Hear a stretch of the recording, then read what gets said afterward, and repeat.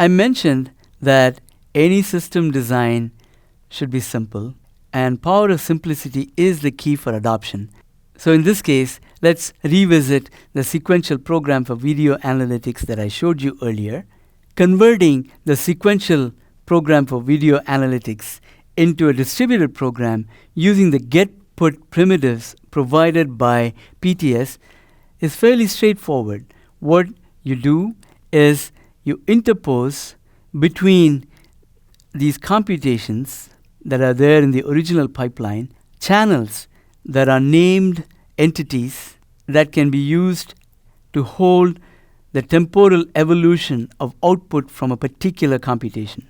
So in this case, camera capture is a thread, and this capture computation captures images from a camera with a certain periodicity and places it into a named channel called frames. And so the frames channel abstraction is going to contain the temporal evolution of output produced by this capture computation, and the detector can discover where this frame channel is, connect to it, and get images from this channel, process them, and produce blobs that characterize the objects that it sees in any particular given frame.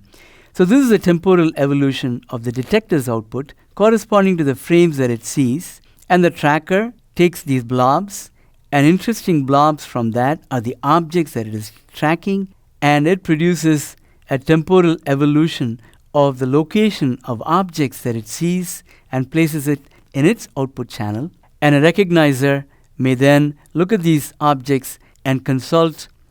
a database of known objects to see whether any of those objects that are being continuously captured, detected, and tracked correspond to anything that may indicate that there is an anomalous situation, and those are the events that it produces, and those events may trigger alarm. So basically what I'm showing you here is converting the sequential program for video analytics into a distributed program using the channel abstraction and the get-put primitives available in the PTS programming model. So the ovals are the threads of the PTS abstraction, and these rectangles are the channels that are there between any two computational entities.